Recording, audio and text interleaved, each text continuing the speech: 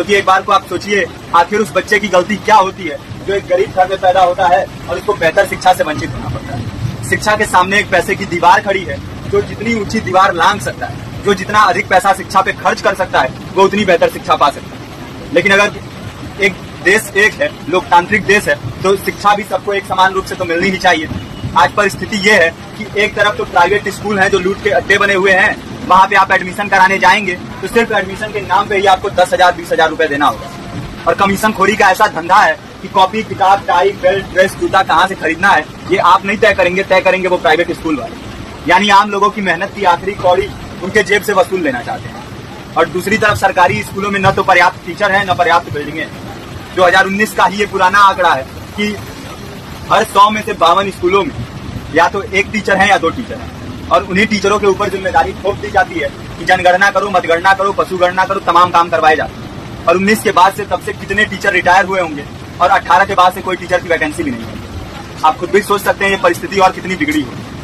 इसीलिए हम लोग ये मांग उठा रहे हैं, चाहे कोई राष्ट्रपति का बच्चा हो या किसी मजदूर का, सबको शिक्षा एक समान मिलनी चाहिए और निःशुल्क रूप से मिलनी चाहिए। प्रेमचंद ने अपने दौर में भी कहा था कि एक सभ्य समाज में ऊंची से ऊंची तालीम मुफ्त होनी चाहिए और इसका पूरा खर्च गवर्नमेंट को उठाना चाहिए, क्योंकि हमारे देश को फौज से ज्यादा आवश्यकता तालीम की। और शिक्षा से जुड़ता हुआ ही दूसरा मुद्दा हम लोग उठा रहे हैं। दूसरा मुद्दा है रोजगार का। रोजगार की परिस्थिति ये है कि आज सरकारी सेक्टर हो या प्राइवेट, सब कुछ ठेका संविदा के हवाले किया जा रहा है। परमानेंट नौकरियां लगातार घटाई जा रही है। इसी रेलवे में 1995 के आसपास लगभग 18.5 लाख कर्मचारी काम करते थे, लेकिन आज उनकी संख्या 12 लाख थी। आप खुद भी सोच सकते हैं कितने बड़े पैमाने पे परमानेंट पदों को घटाया जा रहा है। और आज आलम यह है, एक तरफ लाखों पद खाली पड़े हैं, फिर भी कोई वैकेंसी नहीं निकलती। जो वैकेंसियां निकलती हैं उनमें भ्रष्टाचार होता है, पेपर लीक हो जाते हैं। RO, UP police, BPSC, SSC, CGL, ऐसे तमाम पेपर लीक हो चुके हैं, आप लोग भी जानते ही हैं। अभी नीट की धांधली में ये पता चला कि एक एक पेपर 30 लाख से 50-50 लाख रुपए में बेचा गया। हम और आप तो ये पैसा नहीं दे सकते हैं। पूरी की पूरी कारस्तानी सरकार, प्रशासन, शिक्षा माफियाओं की होती है। और भुगतता कौन है? आम घरों के लोग, जो लोग सालों साल तैयारी करते हैं, दिन भर में 10-10 घंटे, 12-12 घंटे पढ़ते हैं, और इतनी कड़ी मेहनत के बाद, सालों साल की मेहनत के बाद उनके हाथ लगती है तो सिर्फ हताशा, निराशा, अवसाद। बहुत से छात्र नौजवान जो इस बेबसी में, इस डिप्रेशन में नहीं जी पाते, आत्महत्या तक के कदम उठा लेते हैं। लेकिन ये देश की विडंबना है कि टीवी चैनल, अखबार, मीडिया, नेता, मंत्रियों के लिए कहीं ये कोई मुद्दा नहीं है। उनके लिए मुद्दे हैं तो जाति, धर्म, रंग, नस्ल, अगड़ा पिछड़ा।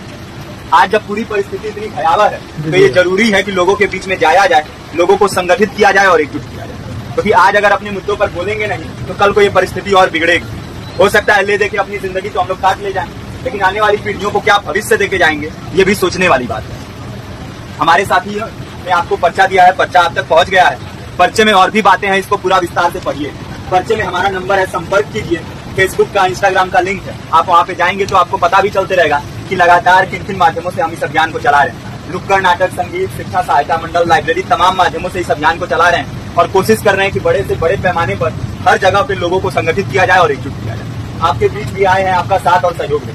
साथ इस रूप में कि आप भी हमारे इस कारवां और इस मुहिम से जुड़िए।